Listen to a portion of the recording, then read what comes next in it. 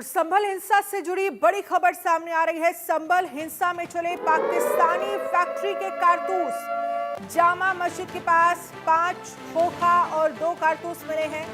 Forensic team चप्पे चप्पे को खंगाल रही है। जांच टीम को पाकिस्तान ऑर्डिनेंस फैक्ट्री का खोखा मिला है। संभल हिंसा में पाकिस्तानी कनेक्शन सामने आया है। फॉरेंसिक टीम उस कोट गर्वी मोहल्ले में पहुंची जहां पर 24 नवंबर को जामा मस्जिद के सर्वे के दौरान हिंसा हुई थी। टीम को नालियों में 5 खोखा और 2 मिसफायर्ड कारतूस मिले हैं।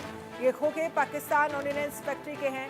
नाली में मिला 9 mm का खोखा और ये वो तस्वीरें भी हम आपको दिखा रहे हैं। ये जो खोखे हैं वो पाकिस्तान की ऑर्डिनेंस फैक्ट्री के बताए जा रहे हैं। अब पाकिस्तान का कनेक्शन भी संभल हिंसा के पीछे सामने आया है।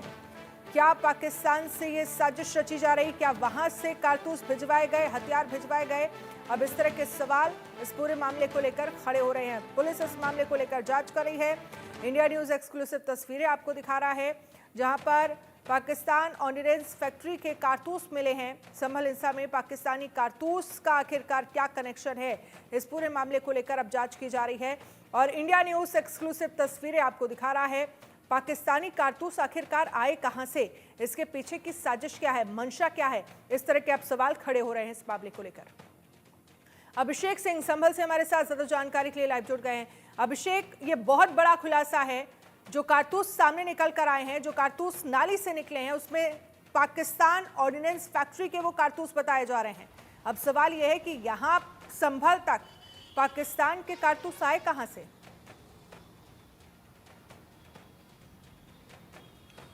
बिल्कुल, जिस लॉन्ग कॉन्स्पिरेसी की बात कही जा रही थी और ये कहा जा रहा था कि ये सोची समझी साजिश है, जो प्राइमरी रिपोर्ट में बातें निकलकर सामने आई थी, अब ये सबूत खुलकर चीख चीख कर उस बारे में बात बता रहे हैं। ये पूरी कहानी कहां से शुरू हुई, अब ये और पिन पॉइंट इन्वेस्टिगेशन के बाद सामने आएगा। लेकिन 9 mm के पाकिस्तानी ऑर्डिनेंस फैक्ट्री में बने ये कारतूस, 2 मिसफायर्ड और 1 यूज किया हुआ कारतूस, ये बता रहा है, खोखा ये बता रहा है कि वहां पर जो लोग गोलियां चला रहे थे अपनी बंदूकों से, देसी कंट्री मेड बंदूकों से, यानी देसी तमंचे और कट्टों से, उनके पास असल में गोलियां कहां से आ रही थी? वो गोलियां उन्हें हमारे देश का दुश्मन पाकिस्तान पहुंचा रहा था और ये पूरी तैयारी की जा रही थी कि इस तरह की घटना में ऐसे लोगों को भेजा जाए जो इस तरह के रंग को खूनी रंग बना पाए। पत्थरबाजी शुरू हुई, उसके बाद ताबड़तोड़ गोलियां चलाने लगे लोग और ये बिल्कुल साफ हो गया है कि इस प्राइमा फेसाई जांच के बाद जो फॉरेंसिक टीम्स या फिर LIU की टीम्स जो जांच कर रही थी, उन्हें नालियों में से कई सारी चीज़ें बरामद हो रही थी उस वक्त। कई लोगों ने, ये भी इस तरह की घटनाओं में होता है, कई लोग वेपन भी फेंक देते हैं कई बार नालियों में, इस तरह की घटनाओं में इस्तेमाल करने के बाद। इसी लिहाज से लोकल इंटेलिजेंस यूनिट की निशानदेही पर यह साफ सफाई और ये निशानदेही चल रही थी, जिसमें ये 9 mm के कारतूस जब मिले तो उन्हें साफ किया गया, उनको फॉरेंसिक लैब्स भेजा गया, एक्सपर्ट्स के पास भेजा गया, बैलिस्टिक एक्सपर्ट्स, खासतौर पर जो पुलिस की आर्मरी होती है पुलिस लाइंस में, वहाँ भी एक्सपर्ट्स होते हैं इस तरह के, जो बंदूकों के गोलियों के एक्सपर्ट्स होते हैं, जो आर्मरी का ख्याल रखने के लिए रखे जाते हैं। उनकी तरफ से शुरुआती निशानदेही हुई, उसके बाद इन्हें भेजा गया, जो जानकारी सूत्रों के मुताबिक मिल रही है कि ये पूरी तरह कंफर्म किया गया है कि ये जो कारतूस 9 mm के इस्तेमाल किए गए, जो 2 मिसफायर्ड कारतूस हैं, ये पाकिस्तान में बने हैं, पाकिस्तान की ऑर्डिनेंस फैक्ट्री के हैं, उन पर बाकायदा मोहर है। तो इस बात से ये बिल्कुल इशारा साफ है कि देश के दुश्मन पाकिस्तान की तरफ से सीधे तौर पर जो प्रोपेगेंडा सालों से फैलाया जा रहा है, नौजवानों का ब्रेन वॉश करके फिर उन्हें अगर कारतूस मिले हैं तो क्या हथियार भी पाकिस्तान से मुहैया कराए गए थे? इस पूरे मामले को लेकर क्या लोकल इंटेलिजेंस वहां पर पूछताछ कुछ कर रहा है? पुलिस की तरफ से कोई पूछताछ अभी तक की गई? देखिए, इस बात में कोई दो राय नहीं कि जब ये पूरी तरह कंफर्म हुआ कि ये कारतूस पाकिस्तानी ऑर्डिनेंस फैक्ट्री में बने हुए हैं, उसके बाद से ही सबके कान खड़े हो गए। इतना ही नहीं बल्कि इंटेलिजेंस यूनिट, देश की इंटेलिजेंस एजेंसीज को भी इसके बारे में जानकारी दी गई है।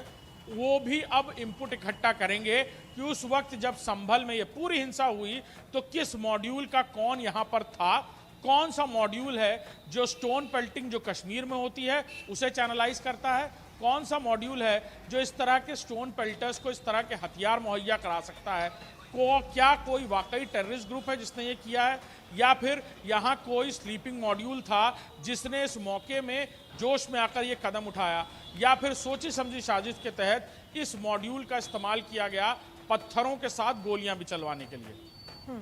बिल्कुल वही बड़ा सवाल है कि पत्थरबाजी हुई, गोलियां चलाई गई, और कम से कम उन नेताओं को ये तस्वीरें जरूर देखनी चाहिए थी जो संभल मामले को लेकर सियासत कर रहे थे, जो तमाम आरोप पुलिस प्रशासन पर लगा रहे थे। उन्हें एक बार ये जरूर तस्वीरें देखनी चाहिए कि किस तरह से पाकिस्तान की ऑर्डिनेंस फैक्ट्री में बने कारतूस यहां से अगर बरामद होते हैं तो फिर इशारा किस तरफ है। पहले से ही ये सारी प्लानिंग की गई थी, क्या इशारा इस तरफ है? अगर पहले से ही वहां पर हथियार जमा है, कारतूस जमा है, तो ये तो जाहिर सी बात है अटैक के मूड में आए थे वहां पर उपद्रवी।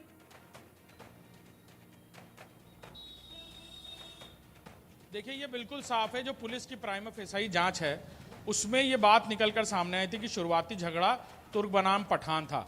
इस पूरे सर्वे के प्लेटफॉर्म को इस झगड़े को निपटाने के लिए इस्तेमाल किया गया और खूनी संघर्ष हुआ। लेकिन इसी बीच कुछ लोगों ने इसका फायदा उठाया और इस पत्थरबाजी के दौरान उन्होंने ताबड़तोड़ गोलियां चलाई हैं।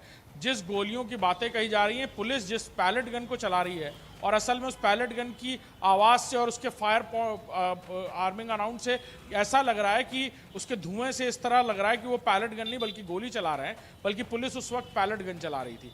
लेकिन वाकई जो गोलियों की आवाज़ है वो आ रही है, गन शॉट्स की आवाज़ आ रही है, जो ये दंगई नहीं बल्कि सोची समझी साजिश के तहत भेजे गए कुछ ऐसे कातिल थे जिन्होंने ऐसे मौके का फायदा उठाया है। और ये बिल्कुल साफ हो गया है कि इस पूरी घटना को एक बड़ा रंग दिया जाना था, बड़ा रूप दिया जाना था, कई लोगों को हताहत होना था। पुलिस ने मौके पर जिस तरह से कॉर्डन ऑफ करना शुरू किया था, जिस तरह पुलिस ने पत्थरबाजों को जवाब दिया, उसकी वजह से हो सकता है कुछ यहाँ से भाग निकले हों। जैसा कि कारतूस बरामद हुए हैं, 2 मिसफायर्ड कारतूस हैं 9mm के। 9mm वैसे भी प्रोहिबिटेड बोर है, सिविलियंस के लिए नहीं है। चाहे हमारे देश में की बात करें या फिर दूसरे देशों की, कई जगह पर सिविलियंस को 9mm नहीं दिया जाता। लेकिन पाकिस्तान की जहां तक बात करें, पाकिस्तान में 9mm पिस्टल मिलना बहुत आम बात है, या 9mm गोलियां रखना बहुत आम बात है। लिहाजा 9mm की ये बुलेट्स पाकिस्तान से यहां कैसे आई, किस तरह से आई, अब ये भी इन्वेस्टिगेशन का पार्ट होगा। जी चलिए, बहुत बहुत शुक्रिया तमाम जानकारी के लिए अभिषेक। इस खबर पर आप नजर रखिएगा।